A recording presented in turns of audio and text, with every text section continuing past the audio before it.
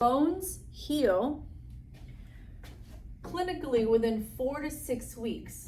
So how do we avoid these complexities? Well, in finger fractures, anything in the hand, you can have tendon adhesions, you can have trigger finger, you can have like a complex pain syndrome, especially with external fixators, because they kind of like tug on the whole hand.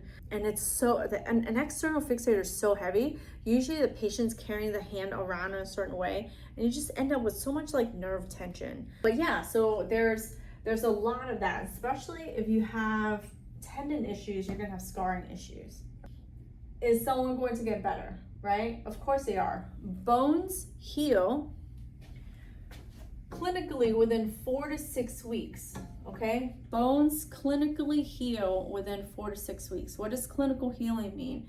It just means that the bone has extruded the cellular substance, which I always say is, I always describe it like super glue. So depending on how bad the break is, your body puts out super glue, and then it just has to wait to have a certain amount of drying, right?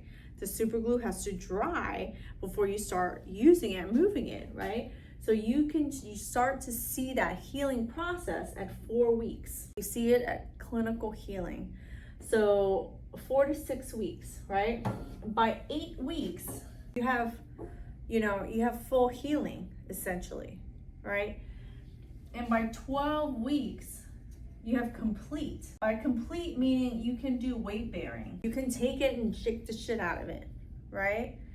And you won't be worried that that bone will break or anything. So by 12 weeks, from a technical standpoint, you can do stuff. That doesn't mean that they can do stuff. It means from a technical standpoint, your bones are healed. So you can have a better evaluation and conversation with your patients about what they technically are allowed to do or not.